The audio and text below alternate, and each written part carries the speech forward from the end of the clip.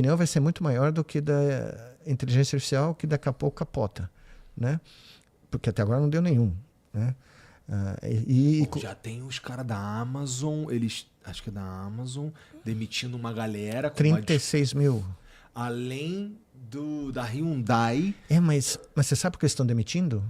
Isso que também tem que ficar claro. Eles não estão demitindo porque a AI ou a inteligência artificial transformou esses empregos obsoletos. Eles estão demitindo para gerar cash flow, fluxo de caixa para investir em GPUs, em equipamento e data centers. Eles ainda não têm um retorno efetivo da tecnologia. Para você ter uma ideia, saiu um relatório aqui, semana passada, eu tenho até o gráfico aqui em algum lugar no meu telefone, a única empresa que está conseguindo ter um pouco mais de cash flow do que o investimento em CAPEX, né, que é equipamento, é a Microsoft. Isso são só 10 bilhões, que para eles é nada. Tá? As outras empresas todas estão investindo, esse ano que entra, Google, Meta, da ordem de 100 bilhões. OpenAI? Bom, a OpenAI é o grande esquema. A OpenAI, então, Sam Altman ele suplanta... O que é difícil? Não suplantar não. Ele está no mesmo time do nosso querido Elon Musk, entendeu? Ambos mentem com cada respiração, né? Cada exalação sai uma lorota. O que você sente sobre isso? Porque não é meio triste? Porque assim, quando você pensa em inteligência artificial, e claro que a gente está falando da generativa e dessa que a gente mexe no dia a dia aqui. Não estou falando da que você está acostumado, não.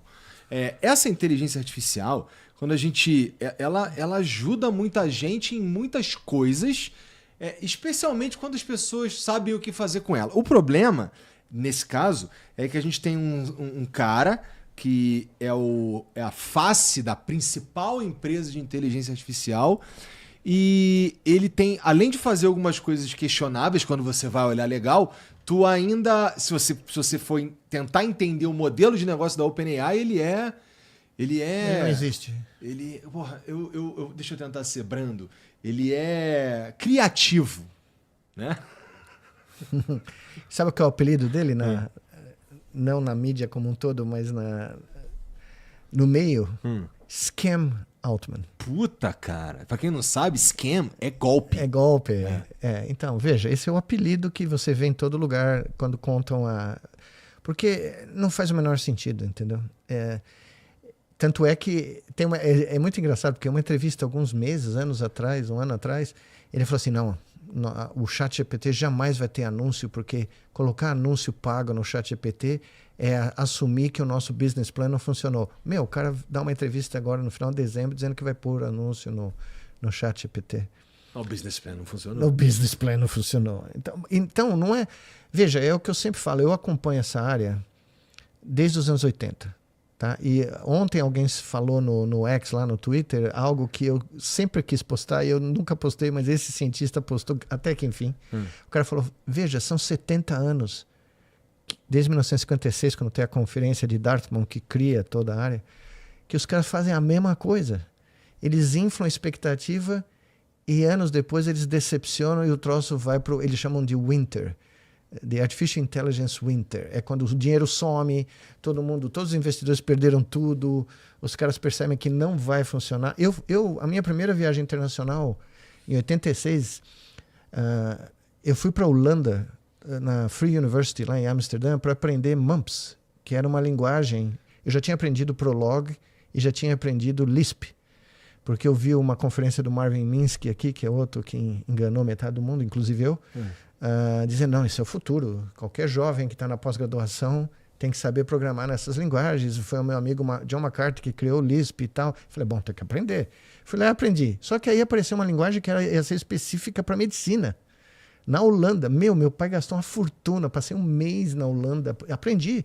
Voltei com os manuais. Eu acho que fui o primeiro brasileiro. Outro dia alguém me mandou, não, tem um hospital aqui que ainda usa MUMPS. Mas sumiu. Talvez tenha um hospital para coisas administrativas. Eu consigo ver isso. Mas quando eu fui para lá, era o futuro da medicina. E tinha um cara, o nome do cara era sensacional, Short Life.